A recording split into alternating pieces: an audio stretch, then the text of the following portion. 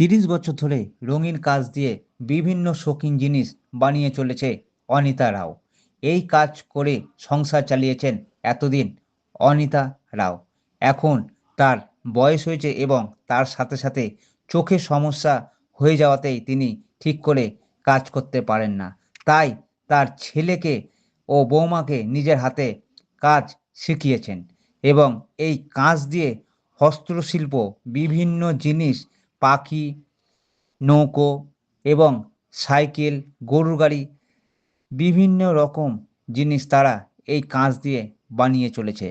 তারা জানিয়েছেন, যেইভাবে মানুষের শৌখিনতা বেড়েছে কিন্তু সেই হারে মানুষ মূল্য দেয় না এই হস্তশিল্পের। তারা দিল্লি থেকে মাল নিয়ে এসে নিজের হাতে এই বিভিন্ন রকম জিনিস বানিয়ে চলেছে। মানুষের মধ্যে আনন্দ দিচ্ছেন, কিন্তু এই আনন্দর দাম দিচ্ছে না শিল্পীদেরকে সাধারণ মানুষ। আসুন আমরা জেনে নিই এই হস্তশিল্পদের কাছে যে তারা কোথা থেকে এই জিনিসপত্র নিয়ে আসে এবং কিভাবে তারা তৈরি করে এবং তারা বাজারে কী মূল্যে বিক্রি করছে, সঠিক তারা মূল্য পাচ্ছে কিনা আমরা তাদের মুখ থেকেই শুনে নেব। আমার শ্বশুর শাশুড়ি, হাজব্যান্ড ওরা করতো, আমি দেখতাম, দেখে দেখে আমি কাজটা শিখেছি, দিয়ে আমি এখন করি। কত 10 বছর বছর ধরে করি আমি। আচ্ছা, কি কি বানান আপনি? গরু গাড়ি, রিক্সো, নৌকো, গাছ, পালকি, সাইকেল, গণেশ, পাখি, অনেক রকমের গাছগাছরা বানাই, ফুল বানাই, গোলাপ বানাই, দিল বানাই। হ্যাঁ, সকালে ভোরবেলা উঠে সব বাড়ির সংসারে কাজ করে রান্না বান্না করে এতে বসে থাকি সারাদিন। আবার যখন হয়ে যায় কাজ, এগুলো বিকাল আবার বাড়ির কাজ করি, রান্না বান্না করে আবার কাজে বসে যাই। এগুলো নেশা একটা, করলেই তো হবে, না করলে কি করে হবে। সেই মানে এটার এক বন্ধ রাখলে আপনার ভালো লাগে না? না, কি করবো বন্ধ রেখে? এছাড়া তার কোনো কাজ নেই, সংসারে কাজ করে দিয়ে এটাই আমাদের কাজ, মানে এটাতেই নেশা। আরও মানুষের জন্য সংসারে করে আরও কাজ থাকে, যিনি বাড়ির গার্জেন যিনি বাইরে চলে যায়, বাইরের কাজের জন্য টাইম চলে যায়, টাইমে সেভাবে আমাকে এই টাইমে করতে হয়, না করলে তো হবে না।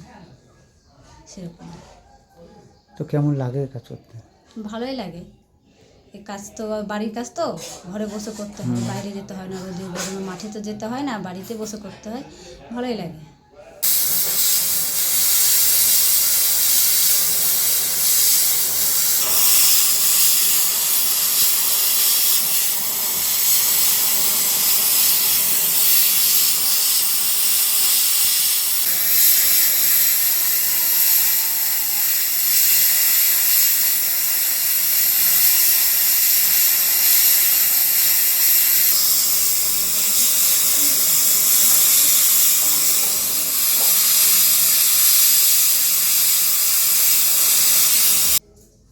আমি আপনার 2016 থেকে কাজ রানিং করেছি। আচ্ছা, কিভাবে এই কাজে যুক্ত হলেন? কাজে যুক্ত হলাম বাবার হেল্প করতে করতে যুক্ত তো হয়েছে। আচ্ছা, মানে কার কার হাত ধরে কাজ শেখা? এটা বাবার হাত ধরে, বাবা করতেন, বাবার কাছ থেকে কাজটা শেখা। তো এই এই এই যে হস্তশিল্প, এই হস্তশিল্প আপনি আজকে কত বছর বললেন? 2016 থেকে দু আমি হাজার রানিং ষোলো করেছি। 2016 থেকে করছেন। তো এর মধ্যে কি কোনো মানে সেরকম কোনো প্রফিট দেখতে পাচ্ছেন?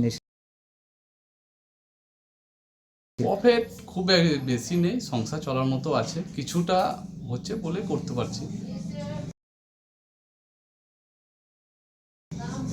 তো জিনিসের দাম তো বেড়েছে, সেই হ্যাঁ, অতিরিক্ত জিনিসের দাম বেড়েছে, তার মধ্যে ধরেন কিছুটা প্রফিট আছে, নাই তা বলবো না, কিছুটা আছে। যে হস্তশিল্প মেলাগুলো যখন করি আমরা, তখন এই যে ঘাটতিটা তখন সেখান থেকে উঠে যায়। আচ্ছা, কি কি বানান আপনারা?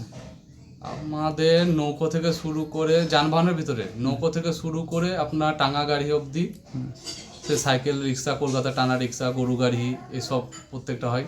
তারপরে মূর্তির ভিতরে গণেশের মূর্তি পর্যন্ত হয়, বিভিন্ন রকমের সাইজের, বিভিন্ন রকম কোয়ালিটির। তারপর আপনার গাছ আছে, বিভিন্ন রকমের পাখির আছে।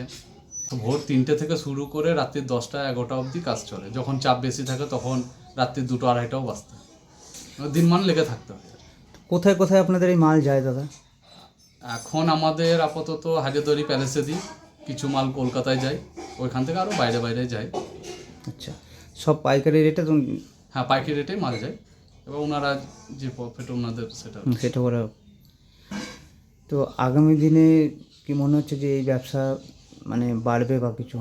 হ্যাঁ, আগের চেয়ে বাবারা যখন করতেন তখন এক রেট ছিল, তার চেয়ে এখন একটু রেট বেড়েছে, চাহিদাও বেড়েছে। এটা বলবো না যে চাহিদা নেই, চাহিদা আছে বলে এখন আমরা টিকে আছি, কাজটা চালাতে পারছি। রেট কম পাই কিন্তু চাহিদাটা আছে। আস্তে আস্তে আশা করি আগামী দিন আরও চাহিদা বাড়বে।